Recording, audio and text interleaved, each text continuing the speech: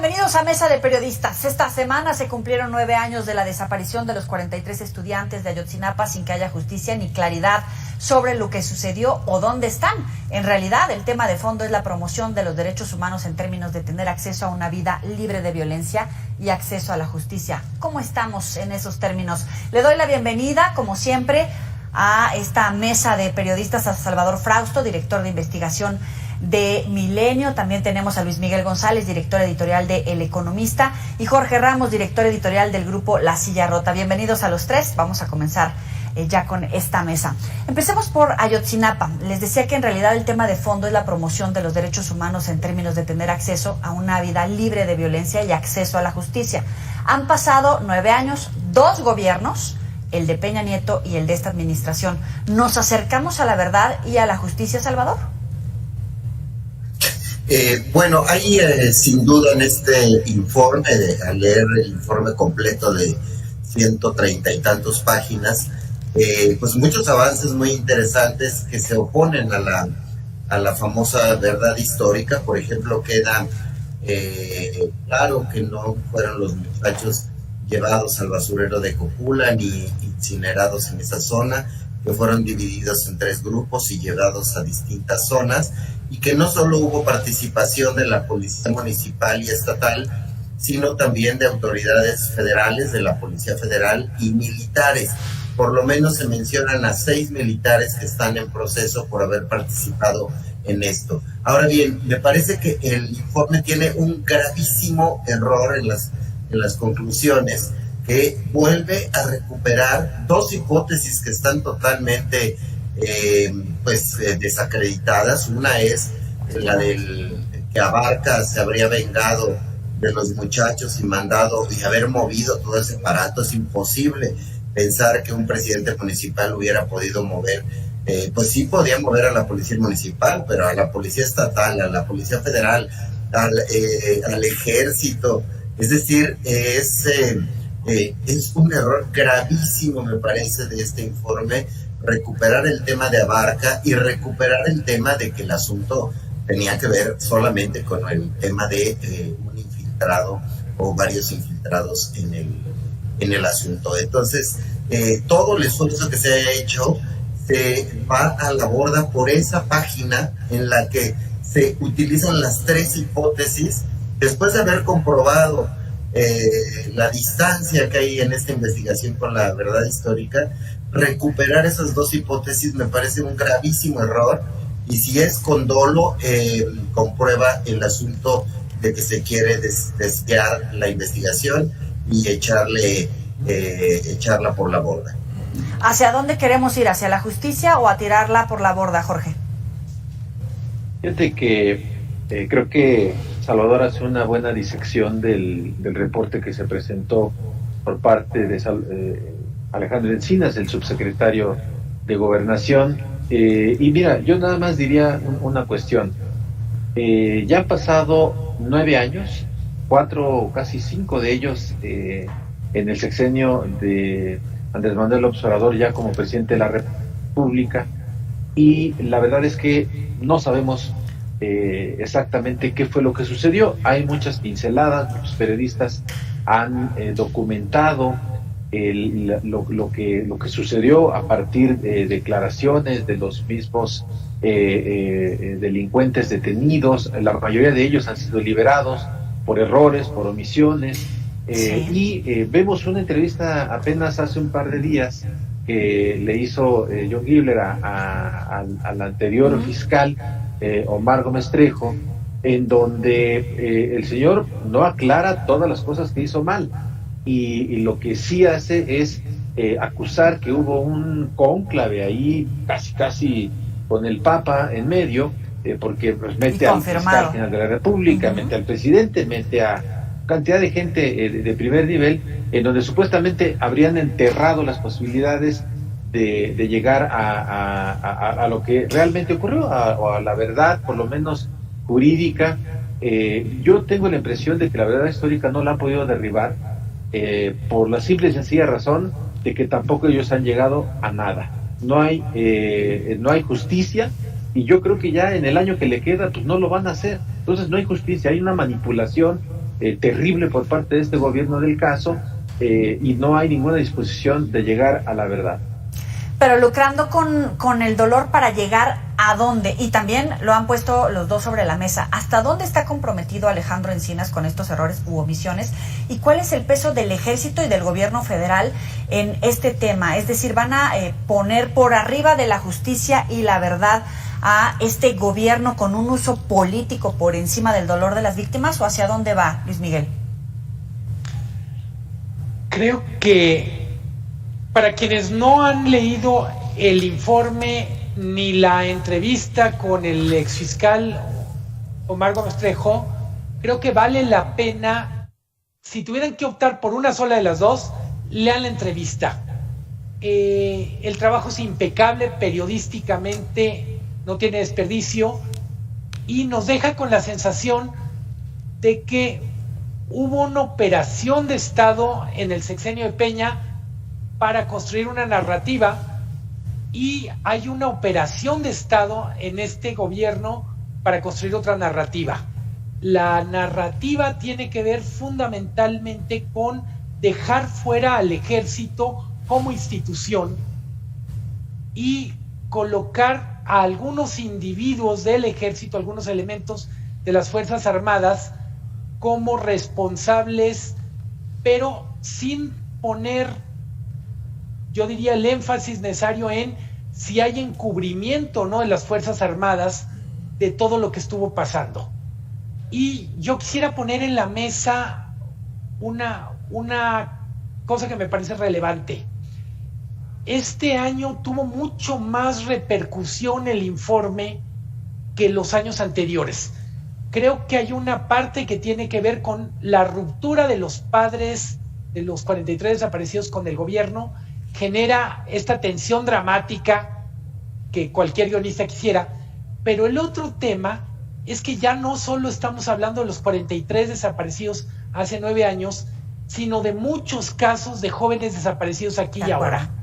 Nos toca una especie de fibra, un nervio, hablar de jóvenes desaparecidos, porque ya no solo estamos hablando de la impunidad de lo que pasó hace 9 años, sino de la impunidad de lo que pasó en Lagos de Moreno hace 2 meses, de lo que acaba de pasar en Zacatecas, del drama de las madres buscadoras. Somos un país de jóvenes desaparecidos y vamos a decir, valga la imagen, que los desaparecidos de Ayotzinapa son como los papás de los desaparecidos en este sexenio. Por eso nos pega tan fuerte, por eso creo que está generando tanta polémica, además de las repercusiones políticas de las declaraciones que hizo ayer Alejandro Encinas, vinculando a Harfuch de manera, yo diría, muy confusa. Coincide, Salvador, porque efectivamente se lucra con el dolor durante estos 9 años. En los dos gobiernos hay una narrativa, dejan de lado al ejército, en muchas ocasiones no falta, en este caso lo pone sobre la mesa Luis Miguel, pero sí hay una protección al ejército. Y el tema de fondo, un gobierno donde su narrativa es que es un gobierno humanista, y estamos muy alejados del respeto y la promoción de los derechos humanos, no solamente en términos de seguridad a una vida libre de violencia, porque bien lo decía, podemos hablar de Zacatecas, de Jalisco, de Michoacán, en este caso de Guerrero, pero la lista de desaparecidos toca a todo el país y ya ni siquiera los buscan, ya ni siquiera se procesa, tampoco tenemos acceso a la justicia, Salvador.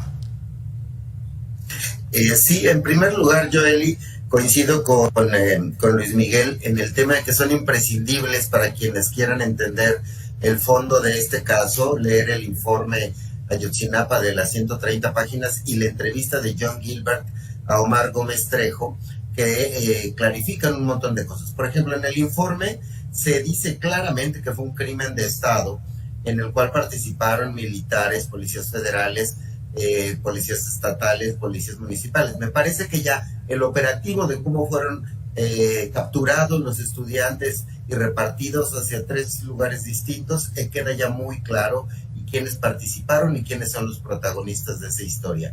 Sin embargo, ¿dónde están? No se han encontrado en esos lugares donde fueron repartidos los muchachos, solo se han encontrado de 3 estudiantes y queda por resolver el caso de 40 muchachos. Entonces, Me parece que ahí hay un avance muy importante que topó con la mano política del fiscal Hertz Manero, que es quien dinamitó las investigaciones, dinamitó la fiscalía especializada, provocó la renuncia del fiscal especializado en Ayotzinapa, Omar Gómez Trejo, y de mucha gente de su equipo, y ahí es cuando se rompe el asunto. ¿Pero qué fue lo que lo rompió? Que las órdenes de aprehensión se iban a lanzar contra 20 militares, y hubo un manoseo político sobre esa lista, en la cual se pretendió que solo fueran 5. Finalmente hay 6 órdenes de aprehensión contra militares, pero la exclusión de esos otros 14 es la mano política que hizo renunciar al fiscal y a parte de su equipo, y esa operación corresponde exclusivamente al fiscal Hertz Manero, en una operación de lo más sucia que se ha visto en la política mexicana en los últimos años, y que queda clarísimo al leer el texto de John Gilbert. Está alojado en varios portales de noticias, pero entre ellos en Quinto Elemento, ahí se puede encontrar. Jorge, tenemos 30 segundos. ¿Algo destacable, positivo que haya hecho este gobierno en ese caso? Híjole, yo creo que se quedaron a deber de manera terrible, y lo único que han terminado por hacer es un manoseo del asunto, y la protección, que bien lo decía Luis Miguel, al ejército ha quedado más que clarificada, y no van a llegar a nada, lamentablemente, por los jóvenes, lamentablemente. Vamos a hacer una muy breve pausa aquí en Mesa de Periodistas. Volvemos después del corte.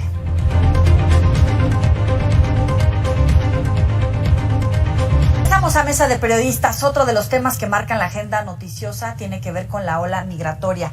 Vemos una ola migratoria global sin precedentes. ¿Se le salió de las manos al gobierno del presidente López Obrador, Luis Miguel?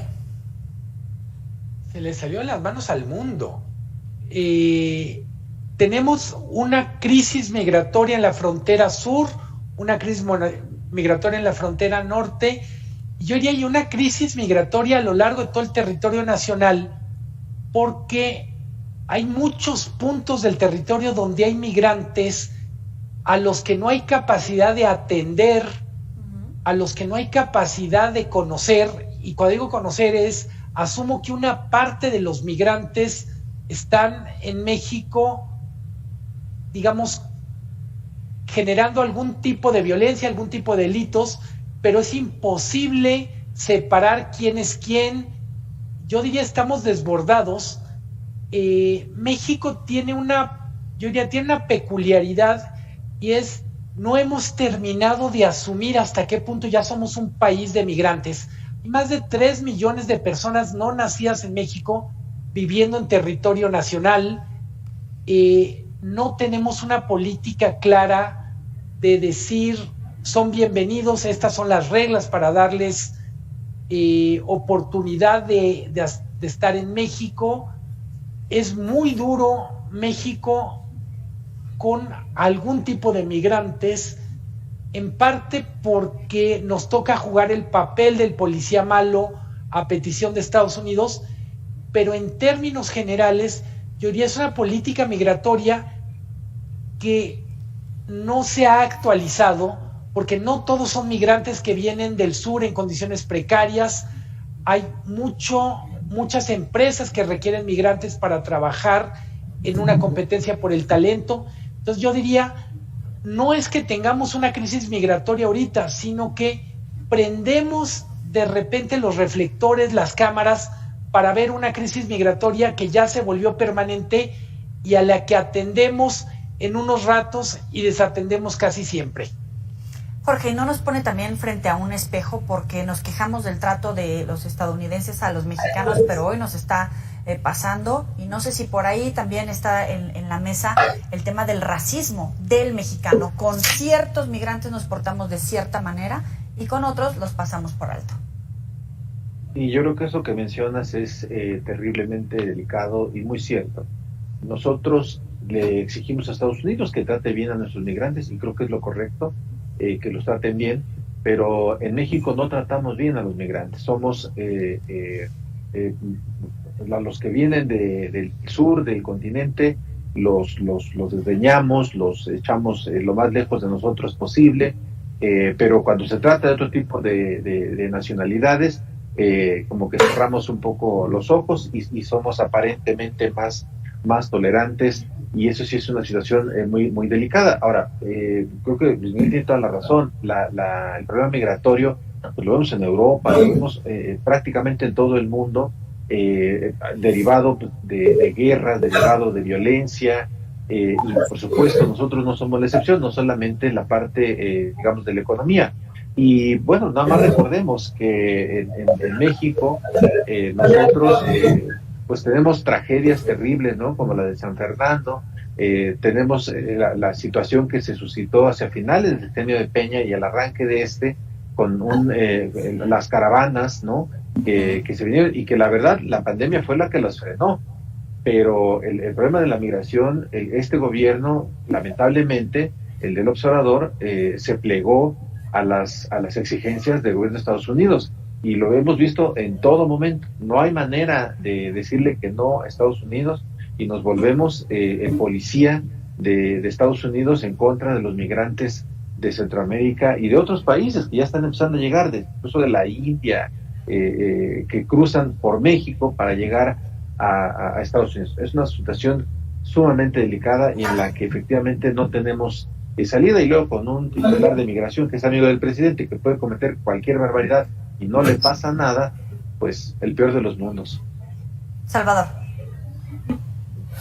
Sí, bueno, en primer lugar, la oleada migratoria que estamos viendo en este momento, que es un recrudecimiento de este problema, tiene mucho que ver con el tema de los venezolanos.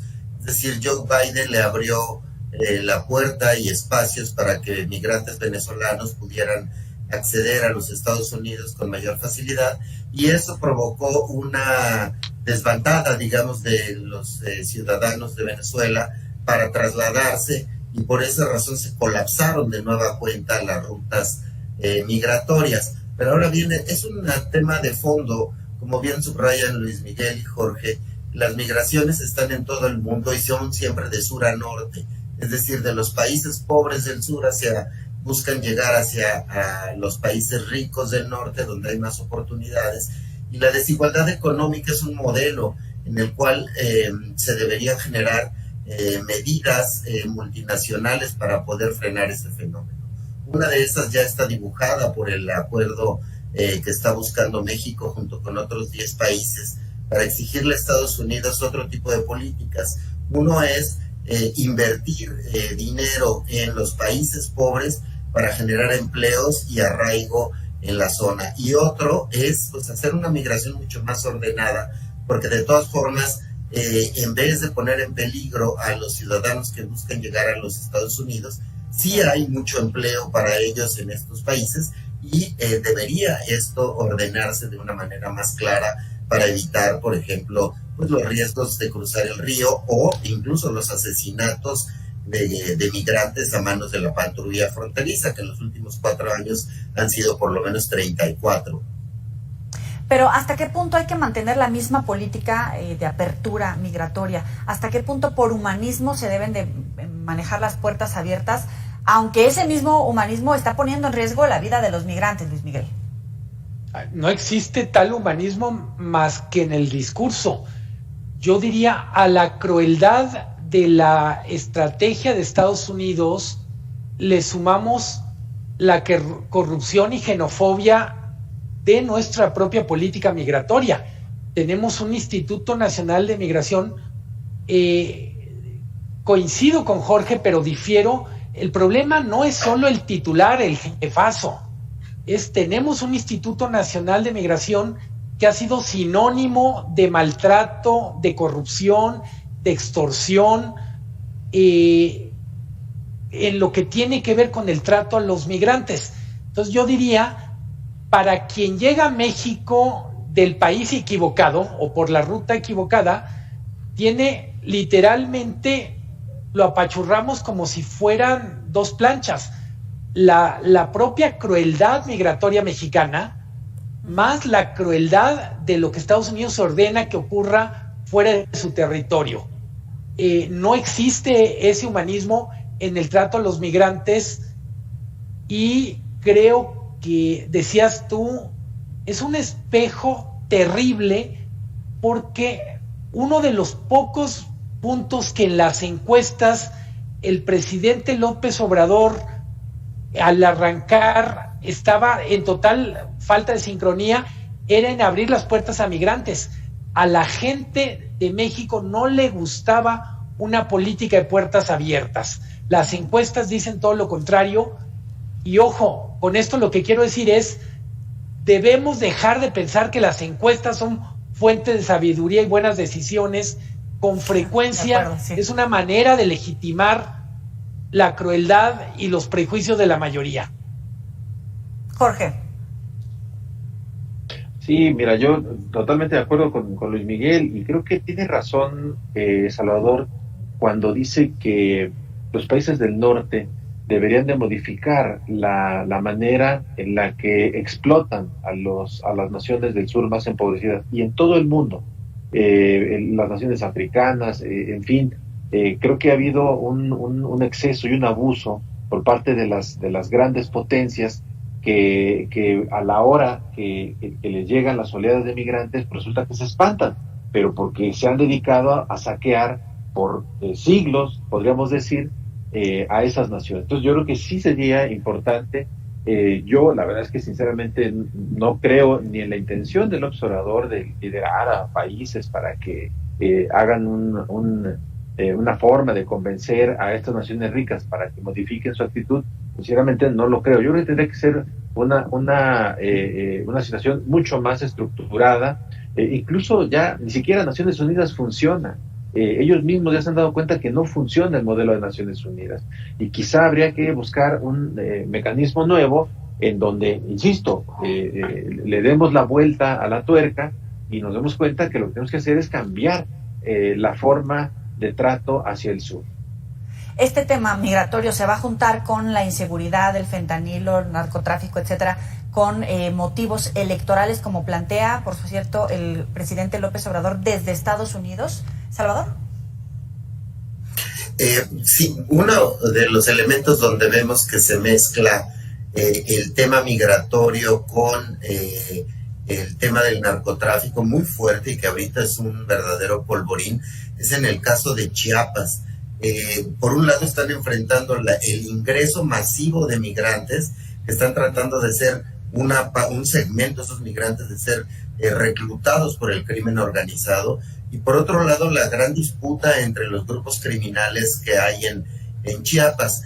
Recordemos que en Chiapas se decomisa casi el 90% de la cocaína que se ha decomisado durante este sexenio, porque viene de Colombia. La ruta colombiana, dominada por los chapuitos o por el cártel de Sinaloa, está entrando como coladera en Chiapas. Entonces, eso ha provocado una disputa con otros grupos locales que pues tienen esta escena vergonzosa que vimos hace unos días, de que a gente aplaudiéndole a un grupo criminal que va ingresando a un pueblo, ¿no? Entonces, esa combinación está generando un problemón en el caso de Chiapas, y va a ser utilizada electoralmente, como hemos visto en los debates republicanos, para exigir una mano dura por parte del gobierno de Estados Unidos, incluso con amenazas de invadir a México, ¿no?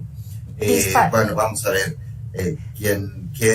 dónde termina. Normalmente es mucho más estruendoso y discursivo de lo que realmente ocurre, pero bueno, pues sirve de bandera de campaña, claro, estos discursos radicales. 30 segundos, Luis Miguel. Dispárate, pero ¿vamos a ser usados como piñatas? Seguramente. Yo quisiera lanzar una hipótesis, una provocación, y es: probablemente la migración ya empiece a ser tema en algunas elecciones locales en México. Ya no solo lo vamos a ver literalmente frontera de por medio, me atrevo a decir, en Chiapas claramente vamos a ver la política hacia los migrantes como un argumento de campaña, o necesitaríamos verlo. Pero pienso también en estados como Baja California, en ciudades como Tijuana, donde los migrantes están llegando en tal cantidad que alteran lo que era la normalidad. hay que asumir, somos un país que tiene una tendencia xenofóbica y tenemos que empezar a trabajar con esto antes de que sea un problema. Se nos acabó el tiempo. Salvador Frausto, director de investigación de Milenio, gracias por estar con nosotros. Luis Miguel González, director editorial del Economista, como siempre un placer tenerte por acá. Jorge Ramos, director editorial del Grupo La Silla Rota, gracias por estar aquí en Mesa de Periodistas. Saludos, un gusto. Hasta luego. Saludos. Y también gracias a ustedes, nos vemos en la próxima entrega de Mesa de Periodistas. Buenas noches.